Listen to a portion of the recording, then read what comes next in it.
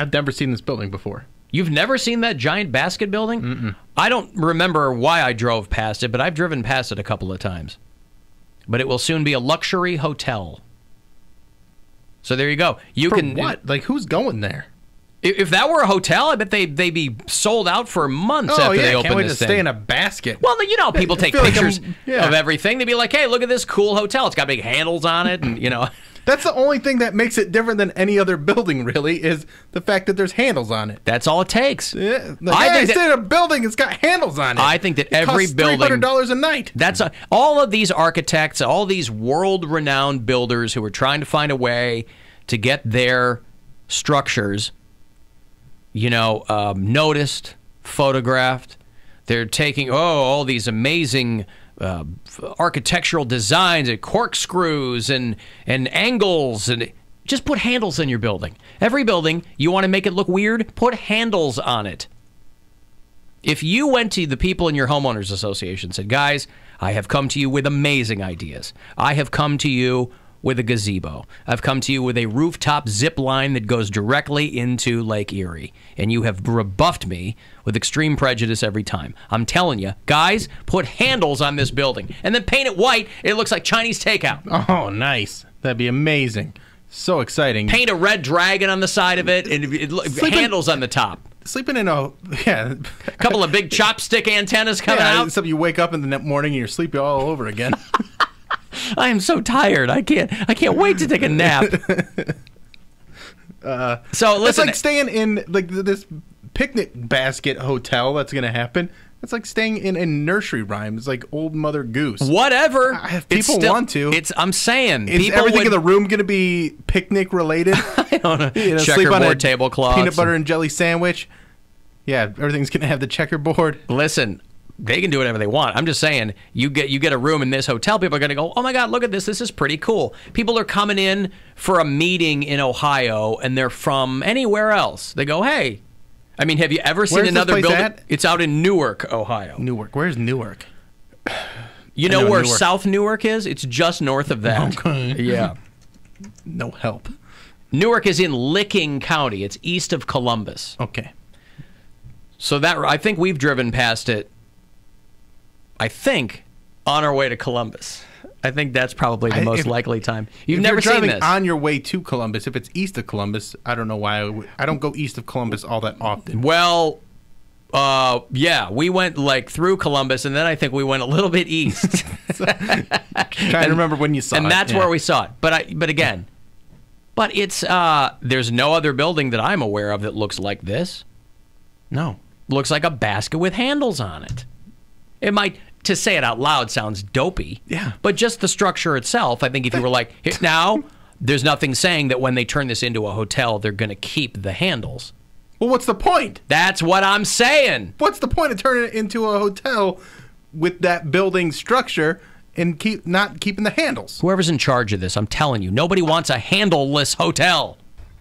Now, the Longaberger Company that originally owned, they made handcrafted maple wood baskets, and that was their headquarters. And that makes sense. If you are a basket making company and you're working in a big basket, that's good advertising for you. There you go. If you're a hotel, So you go back 3 or 4 years, they sell the building, they have a handful of employees, they move the factory out to some other town in Ohio. Like, you know what? We don't need our factory to look like a basket. It was a lot of money that we did not need to spend. Right. And then last year, the company's done. And get rid of everybody. So that thing's just been sitting there. Tough out there for a basket maker. But I'll tell you what, basket making ain't what it used to be. These people were smart. They would have had a giant snake coming out of it. Do you ever make a basket back in like elementary school for like Cub Scouts or anything like that? Loved it? When you'd weave the wicker? Yeah. Oh! You like that process? I remember my dad went to London on a business trip. And he went to Harrods, which is a really well-known, I guess, I've never been to London, but the very well-known department store in London called Harrods. I was probably 10, maybe. And he brought us back these stool kits, very English. You make your own stool. And it's just wood pieces and then this twine that you wrapped around the thing, and you made like this cross-hatch stool. And it's still in my house somewhere that I made when I was a kid. But I loved that, like, because you feel like you're making something, but you're not really, because it's just a monotonous pattern. I loved making. You are making something. You're literally making something, but you're not like, you're not. It's just They give you the material, following directions. directions. But I loved making those wicker assembling. baskets. No, I didn't. I was the exact opposite, where I was just like, we have plastic bags everywhere. I don't need a wicker basket. Well, it wasn't that we needed them. I know, you were too pragmatic about it. Yeah, I'm 8 years old. I'm like, this is. I see what this is. This is just busy work. Well, but it's like it's fun. There's other things I'd rather do. Yeah, well, there's always something I'd rather do. But I mean, I didn't beg them to make a basket. But when they were like, "Hey, we're going to make this," you go, "Oh, it kind of." Shows you how to think in a different way, and over under. It's not that different. Over under. That served me well in college. Yeah, but I didn't go to college, so there you go. It did nothing for me. Yeah, well, yeah, no, you use your brain a little differently. Your fine motor skills are called into. I would have rather play there. Have learned to knit or crochet than made baskets. Were you too young for the whole latch hook rug craze? I remember making latch hook rugs when I was a kid. Really? Oh my God! I think there was people goddamn doing latch hook rugs. I think there was people doing it, but I don't. I never participated. Oh, I remember doing that. I wasn't much of a participator. All right.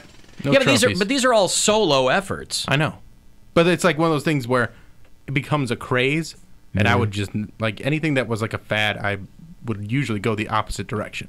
Yeah, but if it was fun, I'm like, I'm all in. Yeah, these hooks are fun. These latch hook rugs, pretty fun. Well, when I was a little kid, I liked it. Yeah, I was kind of a dork. But, it was like basically... I like to destroy things, not create things. I say it's easier to destroy than create. Yeah. But, yeah, it was basically a paint by numbers, but you did it with colored yarn.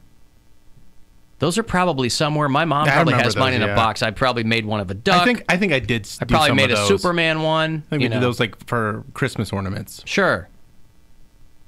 Keeps you from touching yourself. Somebody points out. Listen. And as a young, I could be touching myself right now, but I got to make a goddamn basket. But then you have a basket to keep all of your tissues. And gloves. Gloves. Oh, you didn't use the gloves, Bill? No, I'm not a glove boy. We were very Catholic. I go, I'm touching myself, yet not at the same time. It's very sanitary. Nice little workaround, huh? Yeah. Alan, you guys are talking about Longaberger, where there's a Taco Bell luxury hotel in California. Yeah, okay, that's out there. I'm saying. I mean, this is going to be out in. Yeah, but that's the Taco Bell resort. I mean, I'm not sure how well a luxury hotel in Newark, would do in general, but it's close enough to Columbus where you make it something. Who cares? Who wants to live in a stupid basket? You're not living there either. I thought You're just staying there for a night. Why do I always get the buzzkill crown around here? You don't. It's a stupid basket. We pass it around. I'll take the buzzkill crown when it comes to staying in a basket hotel. All right. People are going to think you're a basket case. Weave me a basket crown. Weave me alone. I don't want to stay in your hotel. It's dumb.